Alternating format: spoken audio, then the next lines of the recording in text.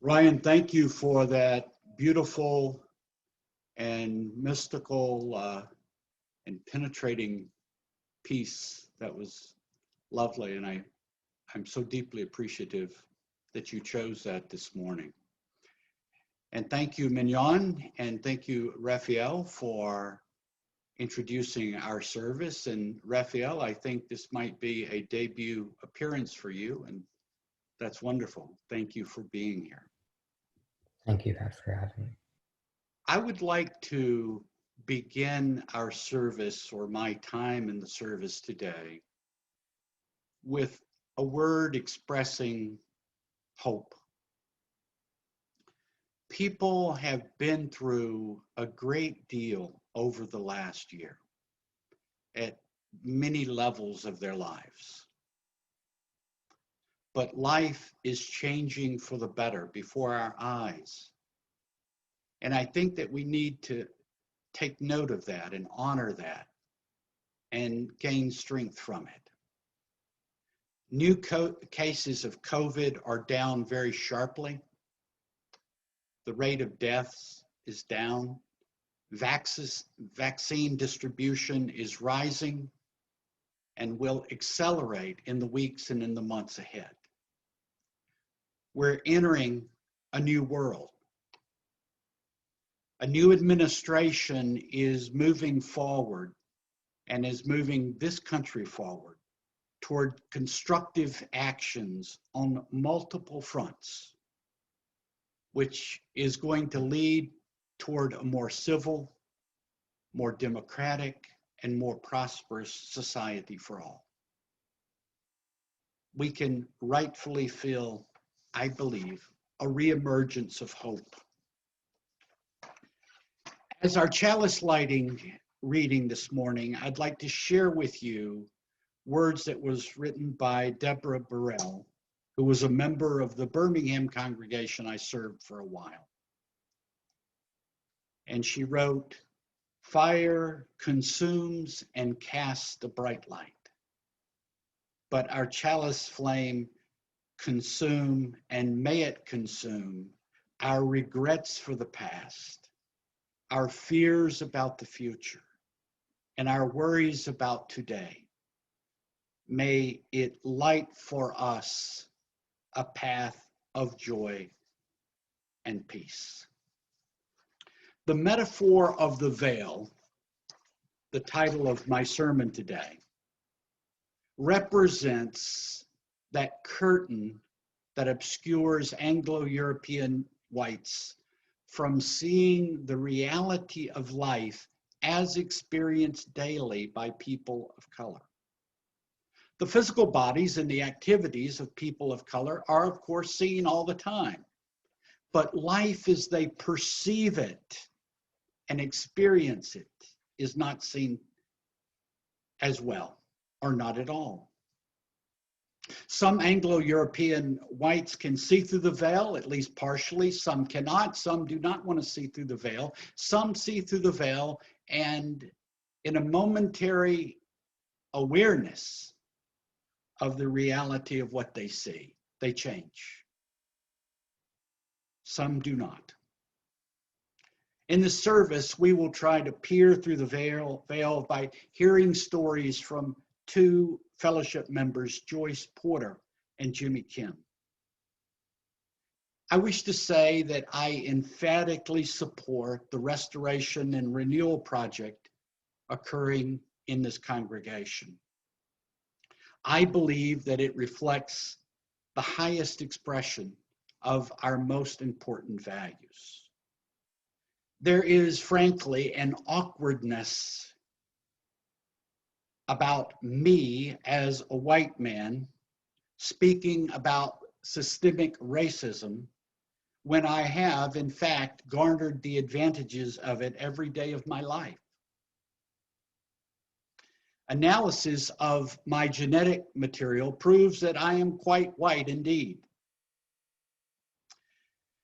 The analysis of my genetic material that reflects going back at least 500 years of my biological lineage tells me that I am 27% Welsh, That's where I get my interest in music.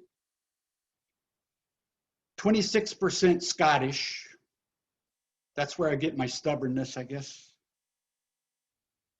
17% English. I don't know what I get from that. 13% Irish. That's where I get my rebelliousness. 12% Swedish. And also 5% Norwegian, which is where I get my reserve from. So I am an Anglo-European white male down to my roots, which ensured that I would not face the taunts, the threats, the biases, the prejudice that daily confront people of color and grind on their lives continually. Experience has taught me, however, that there is a reason for hope, that progress can be made through the power of empathy. Empathy is like the construction of a bridge. Empathy means putting oneself into another's situation, living into the life of another so deeply and so thoroughly by understanding their lives from within as they see it,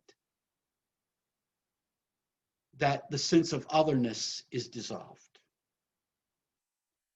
I look forward to exploring this with you further in a few moments. And now may we return back to Mignon. Thank you, Emily. And thank you, Anne, for that powerful testimony that you gave about beloved conversations. People of color operate with a set of perceptions different from Anglo-European whites. And this difference is grounded in history and in everyday experience in response to racism's constant presence. I invite you to look through the veil for a moment. Think for a moment of your perceptions as you watched or heard about the recent impeachment trial in Washington. Now compare that with the comments of Brittany Cooper, a Black woman who is also a professor, and see what she felt as she watched this impeachment trial. She wrote, "As I have watched this impeachment, I keep thinking of those sham lynching trials of old, where white juries would almost never convict white men who were clearly guilty. Those jurists are political ancestors of one of our modern political parties. It is shameful, not to mention enraging." Caliph Browder and Kyle Rittenhouse were both 17 years of age when they were arrested. Caliph was arrested for allegedly stealing a backpack. Kyle was arrested for killing 2 people. It was on tape. Kyle was released on bond. Caliph spent 3 years in prison on Rikers Island. 2 of those years was in solitary confinement. Kyle is white. Caliph is Black. Paul Austin and his wife, Tanisha, of Marin City, California, purchased a home in 2016. They made $400,000 in renovations. They called an assessor. He came, assessed the house, and it had not increased in value. They then got a white friend to act as though she were the owner of the home. An evaluator came, talked to the owner. The appraisal of the house went up $500,000. On Thursday of this week, the Georgia House of Representatives introduced a bill to ban early voting on Sundays before an election. Black churches do a program called Souls to the Polls, which leverages church attendance to voting. The Georgia legislature is hard at work to suppress the Black vote. It's occurring in front of everyone's eyes, but too few see through the veil of what is actually happening. When people of color attempt or even demand and insist that others look through the veil and see what life is like for them, the response is likely to be anger, confusion, or denial. The Black Lives Matter movement, for example, was seized upon by many politicians as a way to arouse anger and fear.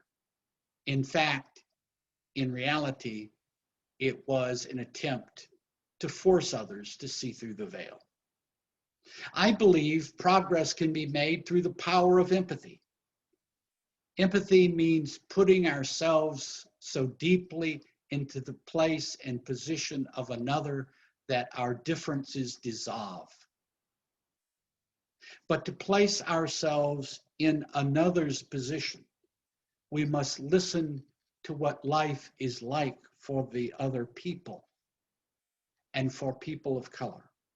So I have invited two of our members to give brief testimonies to what life is like from their vantage point. Our first story comes from Joyce Porter.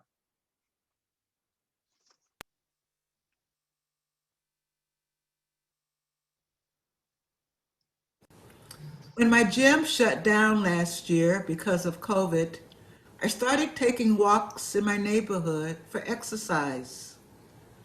During one of those walks, one morning in March, I looked to my left and there was a car stopped beside me.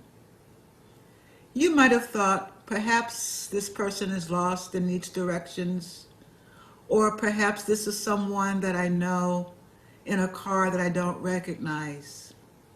However, for me, my first conditioned response was to grab my cell phone and start filming. I knew that walking while Black in a white neighborhood could have terrible consequences, as it did for Ahmaud Arbery just a month prior, or Trayvon Martin, or so many others who met a terrible fate simply walking while Black in a white neighborhood. As it turns out, this was one of my neighbors I hadn't met. He was offering me hand sanitizer, toilet tissue, paper towels, and all those hard to find items in the pandemic. We introduced ourselves, I thanked him, and over the course of the spring, summer, and fall, we would chat as I passed by about the weather, about COVID, about the lawns, and just general small talk that you would have with a casual neighbor. Toward the end of October, as I was on one of my walks and approaching his house, I noticed a Trump sign in his front yard. This was a gentleman that I'd had great conversations with, who had been very kind to me, and we had had a very nice time chatting in our brief encounters. And so I had a lot of questions to ask myself about race, about differences, and about assumptions.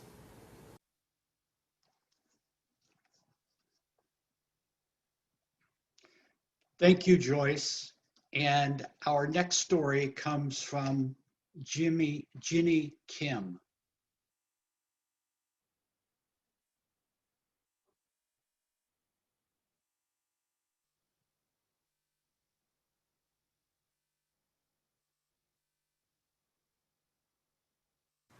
Dustin was about 8 when we visited my folks who lived just outside of Chicago.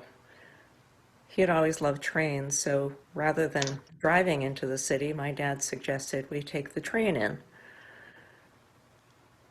So as my folks and Dustin and I settled in for this grand adventure,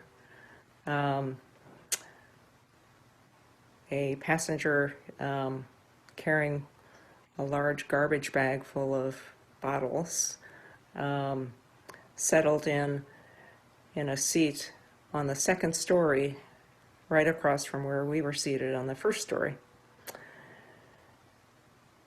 As the train pulled out of the station, this man, who was very drunk, started calling my father names, just screaming, Gook, Chinaman, Chink, Jap, anything he could think of. And it was really horrifying and uninterrupted for, it seemed like an eternity. And eventually the ticket taker came through this very crowded train and radioed up front, and the train was stopped, and this man was thrown off the train, literally. But what was going to be a really special occasion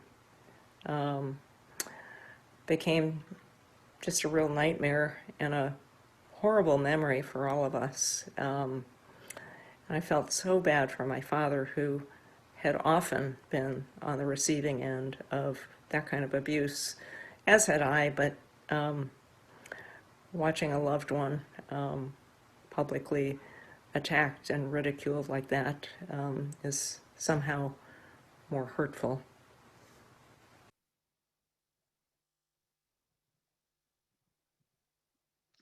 Thank you, Jenny.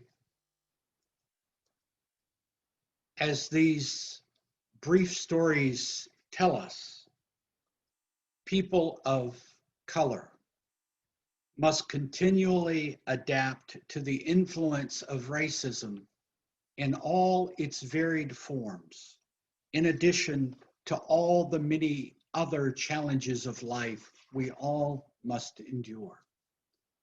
It is through the gift and power of listening and empathy that we can dissolve what stands between us and others. This week, a NASA rocket completed a 128 million mile journey to Mars.